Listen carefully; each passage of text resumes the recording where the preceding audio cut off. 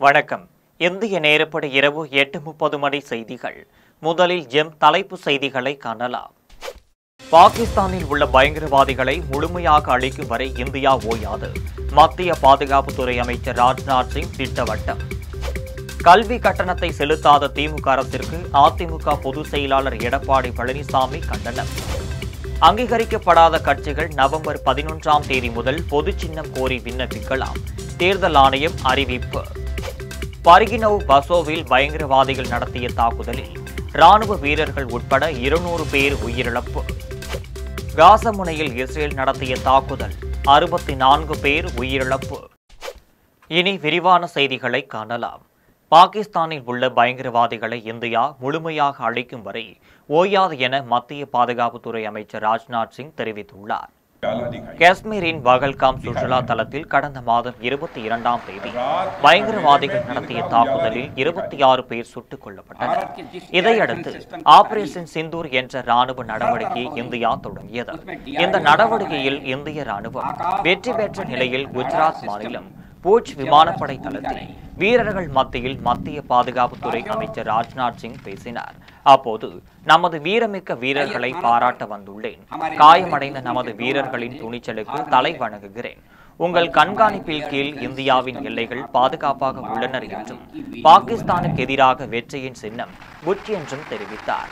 மேலும் மீண்டும் பயங்கரவாதத்தை பாகிஸ்தான் வளர்க்க தொடங்கிவிட்டது எனவும் சர்வதேச நிதி ஆணையம் கொடுத்த நிதியை பாகிஸ்தான் பயங்கரவாதிகளுக்கு வழங்கியுள்ளது எனவும் பயங்கரவாதி மசூத் அசாருக்கு பாகிஸ்தான் அரசு ரூபாய் 14 கோடி நிதியை வழங்கியுள்ளது எனவும் இந்த நிதி பாகிஸ்தானின் அணு ஆயுதங்கள் பயங்கரவாத அமைப்புகளின் கையில் செல்ல வாய்ப்பு உள்ளது என்றும் தெரிவித்த அவர் பாகிஸ்தானில் உள்ள பயங்கரவாதிகளை இந்தியா முழுமையாக அழிக்கும் வரை ஓயாது என்றும் மத்திய அமைச்சர் ராஜ்நாத் சிங் தெரிவித்துள்ளார்.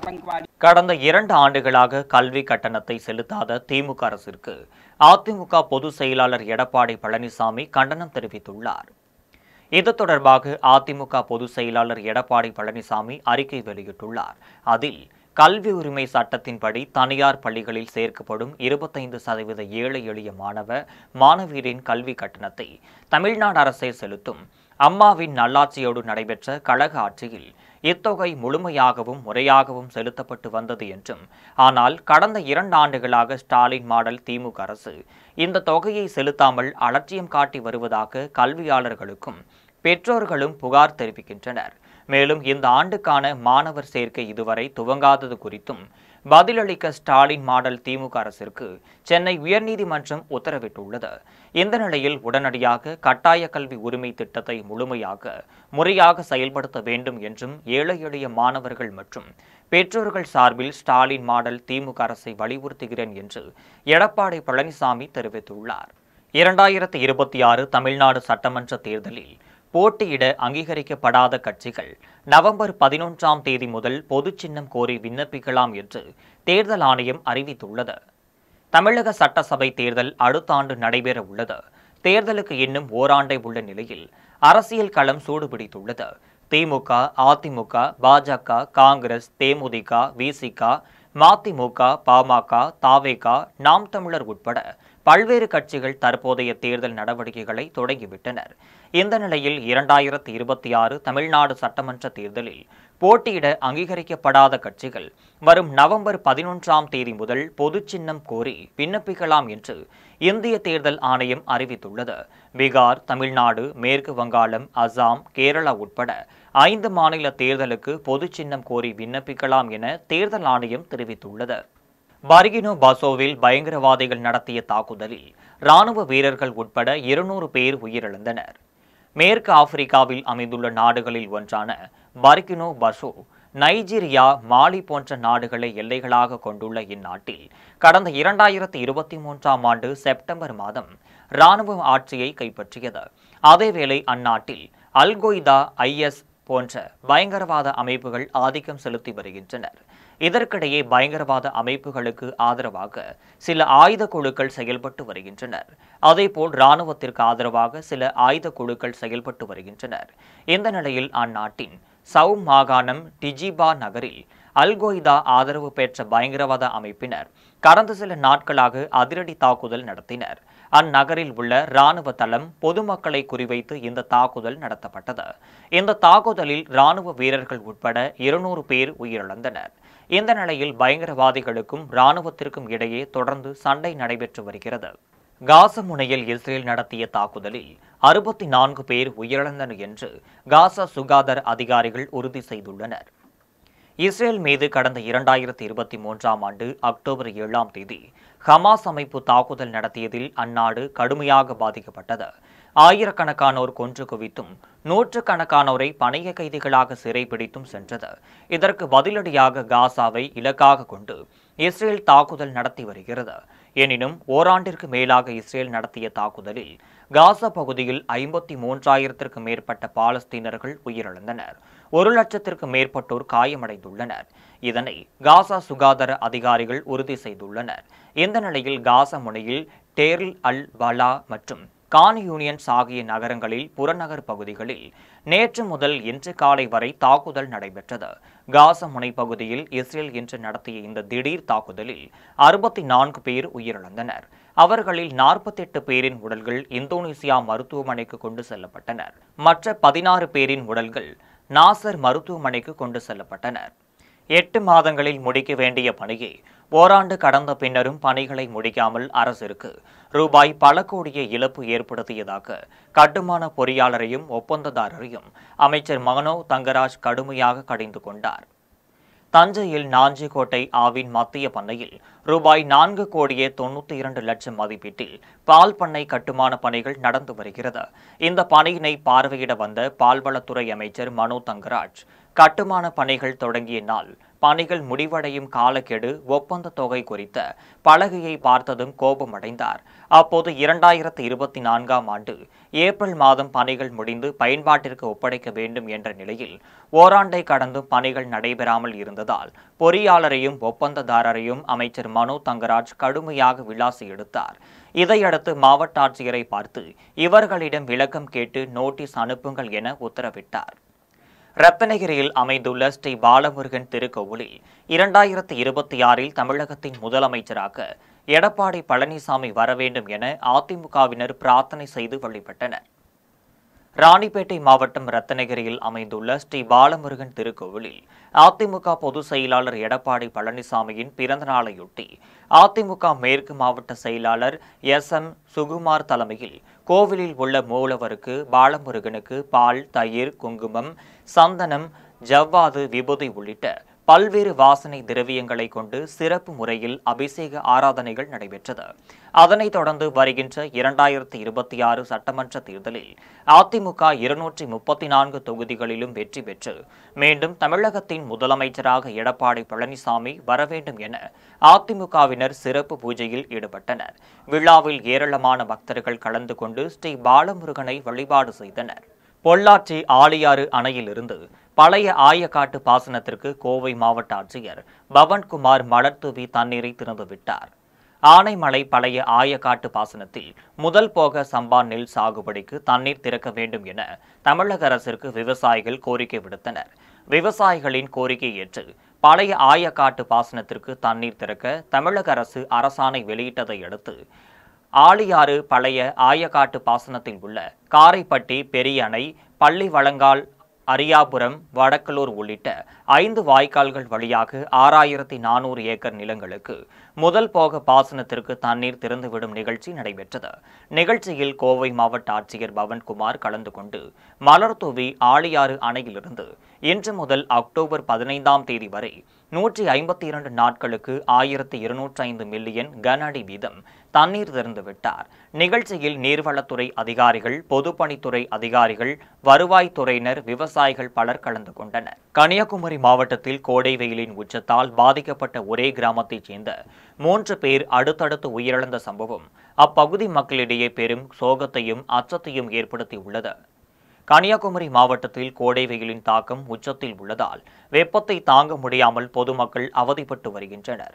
இந்த நிலையில் திருத்துவபுரம் பகுதியைச் சேர்ந்த மனோன்மணியின் மகன் மனோ ஜெயன் என்பவருக்கு மனைவி மற்றும் 8 மாத கைக்குழந்தை உள்ள நிலையில் வெயிலின் வெப்பத்தால் உடல் சூடு ஏற்பட்டு மார்த்தாண்டம் தனியார் மருத்துவமனைக்கு கொண்டு சென்றனர். அங்கு சிகிச்சை பலனின்றி மனோ ஜெயன் உயிரிழந்தார்.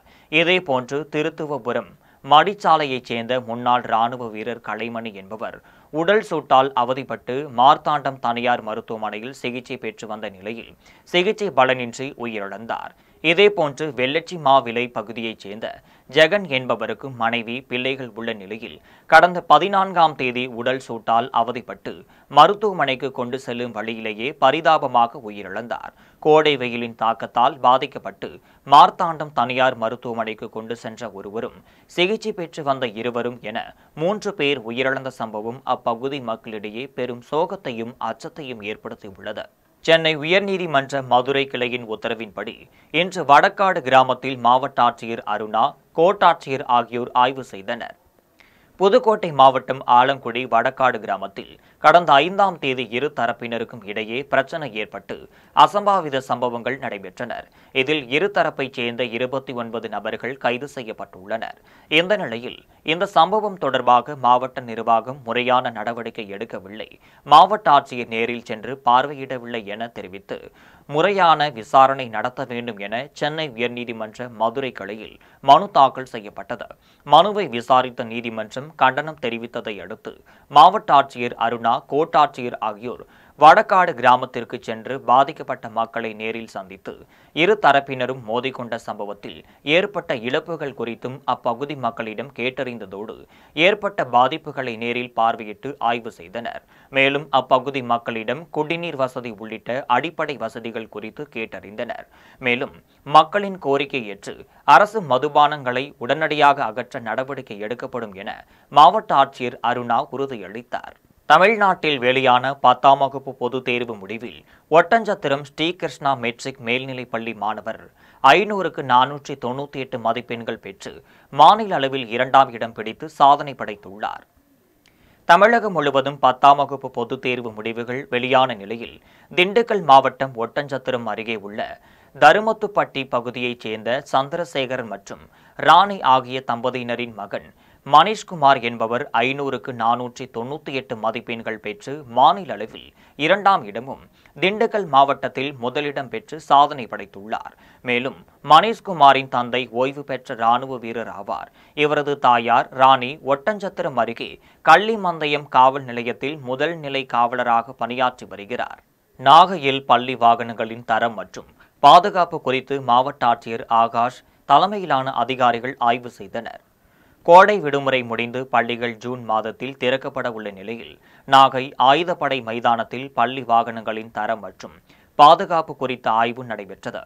மாவட்ட ஆட்சியர் ஆகாஷ் தலைமையில் நடைபெற்ற ஆய்வில் வட்டார போக்குவரத்து துறை, கல்வித்துறை, தீயணைப்புத்துறை உள்ளிட்ட அதிகாரிகள் கலந்து கொண்டு ஆய்வு மேற்கொண்டனர். அப்போது மாவட்டத்தில் உள்ள 37 பள்ளிகளில் இருந்தும் 152 பள்ளி வாகனங்களில் 127 வாகனங்கள் ஆய்விற்கு உட்படுத்தப்பட்டு சான்றுகள் வழங்கப்பட்டது. இதில் 15 வாகனங்களுக்கு தகுதி இழப்பு செய்யப்பட்டது.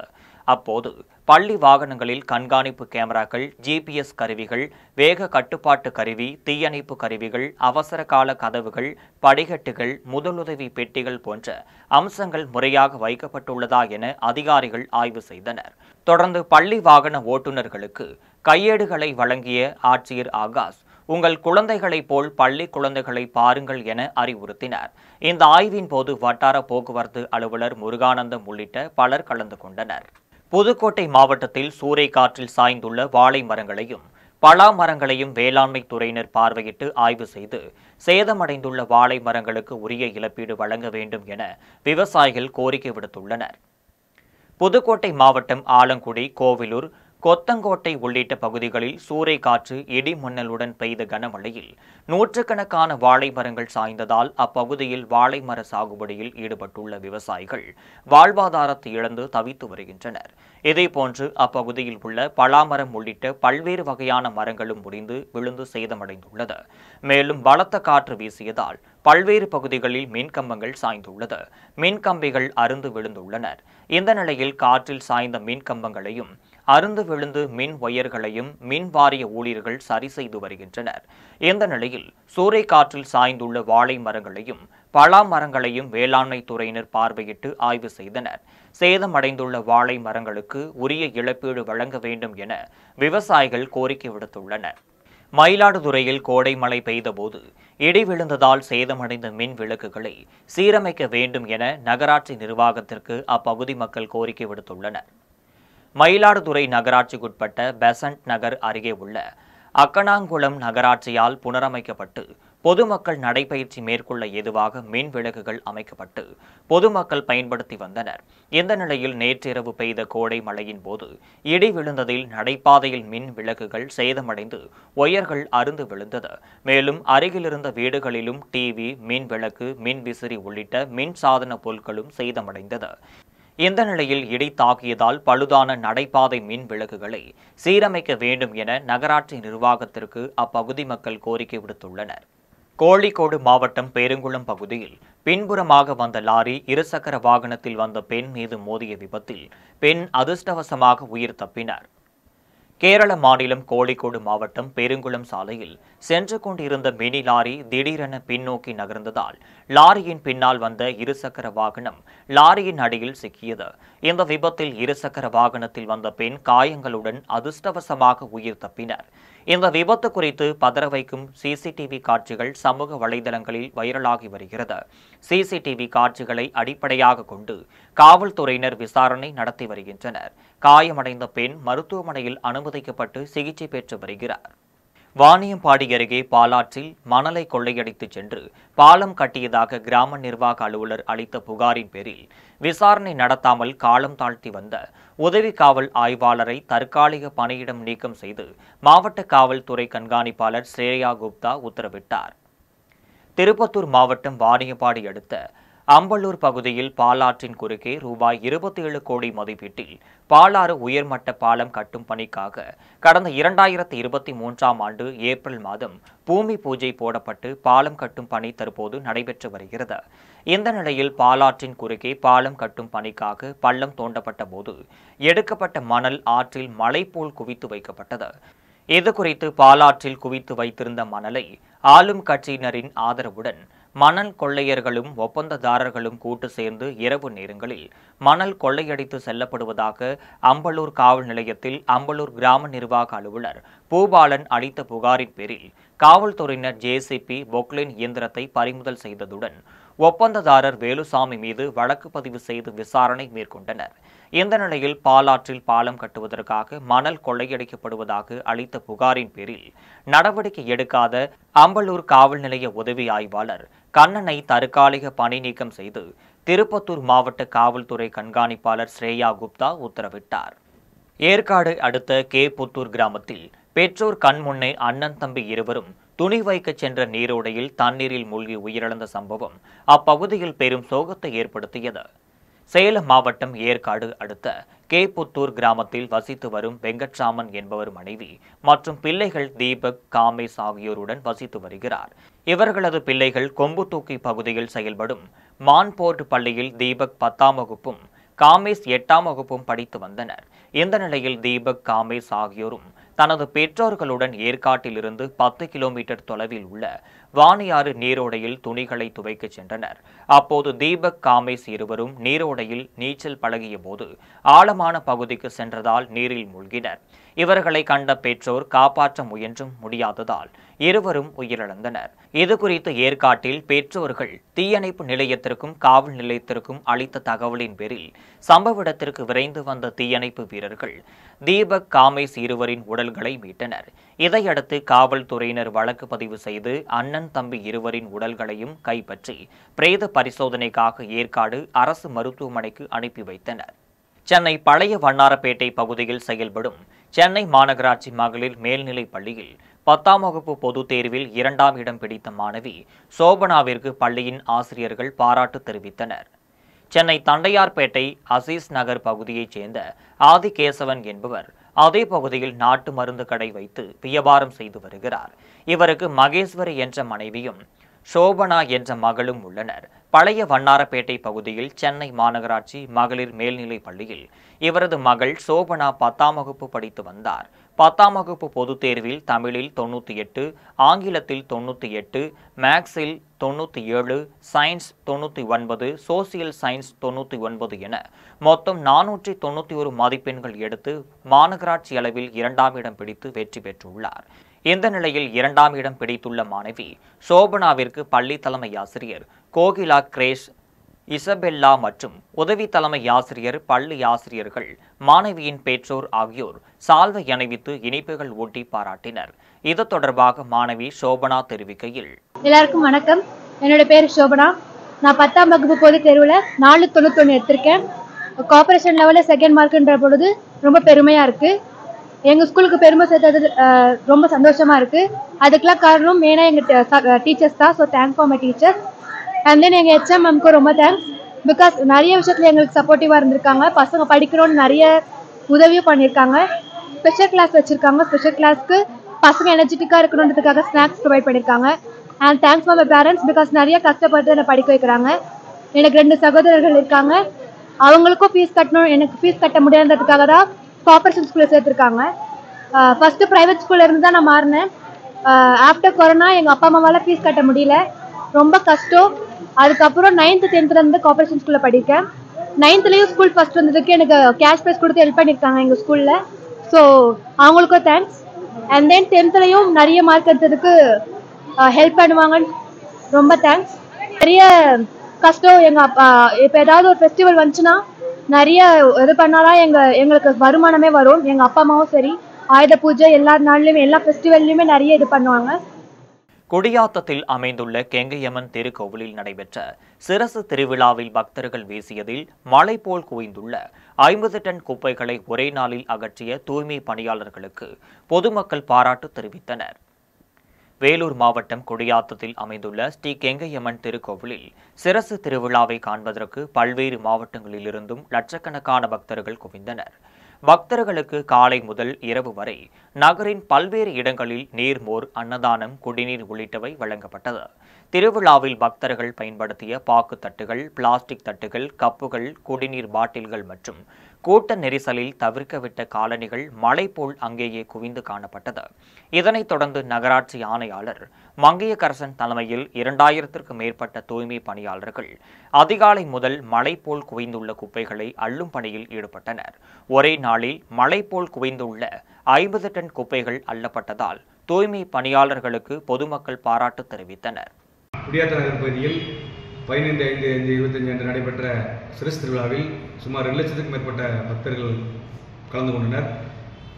மேற்பட்ட நிகழ்வில் கலந்து கொண்ட பக்தர்கள் மூலம் உணவு வழங்கப்பட்ட பாக்கு மட்டைகள், பிளாஸ்டிக் குடிநீர் பாட்டில்கள் மற்றும் உடைகள், காலணிகள் மற்றும் உணவுப் பொருட்கள் சுமார் 50 டன்னுக்கு மேலே சேகரமாகின்றது. அந்த அனைத்து குப்பைகளையும் நகர்ச்சி பணியாளர்கள் மூலம் அந்த இரவு முதல் தற்போது வரை முழுவதும் அகற்றப்பட்டு உள்ளது. தெரிவித்துள்ளது. காட்டுமன்னார் கோவில் அருகே குண்டவேலி காவட்டேரி கிராமத்தில் சோகோ குழுமத்தின் நிறுவனர் பத்மஸ்ரீ ஸ்ரீதர் வேம்பு அவர்களின் நல்லாசியுடன் நரிக்குறவர் சமுதாய திருமண வைபவ விழா சிறப்பாக நடைபெற்றது. காட்டுமன்னார் கோவிலை அடுத்த குண்டவேலி காவட்டேரி கிராமத்தில் மணமகன் வீட்டில் பெரியோர்களால் நிச்சயிக்கப்பட்டு சோகோ குழுமத்தின் நிறுவனர் பத்மஸ்ரீ ஸ்ரீதர் வேம்பு நல்லாசியுடன் சிற்பி பரமகுரு தலைமையிலும் வழக்கறிஞர் தர்மராஜன் முன்னிலையிலும் மணமக்கள் சிவா, ராஜேஸ்வரி தம்பதியினருக்கு இந்து சமுதாய முறைப்படி திருமணம் நடைபெற்றது. திருமண விழாவில் அனைத்து சமுதாய நண்பர்களும் வழக்கறிஞர்கள் மணிவண்ணன், விக்னேஷ், ராஜேஸ்வரன், நிரோஷா, பிரபா, சிவா, ஜான் உள்ளிட்ட பலர் கலந்து கொண்டனர். சமுதாய நல்லிணக்க விழா போன்று நடைபெற்ற திருமணத்தில் பங்கேற்ற அனைவருக்கும் அறுசுவை உணவு பரிமாறப்பட்டது. குடியாத்தம் ஸ்ரீ கெங்கையம்மன் கோவிலில் சாமி தரிசனம் செய்ய வந்த பக்தர்களுக்கு இஸ்லாமியர்கள் நீர்மோர், குடிநீர் வழங்கியது நெகிழ்ச்சியை ஏற்படுத்தியது. வேலூர் மாவட்டம் குடியாத்தத்தில் அமைந்துள்ள அருள்மிகு ஸ்ரீ கெங்கையம்மன் கோவில் திருவிழாவில் வெயிலையும் பொருட்படுத்தாமல் லட்சக்கணக்கான பக்தர்கள் கலந்து கொண்டு சுவாமி தரிசனம் செய்தனர். இதனால் குடியாத்தம் நகரமே மக்கள் கூட்டமாக காணப்பட்டது.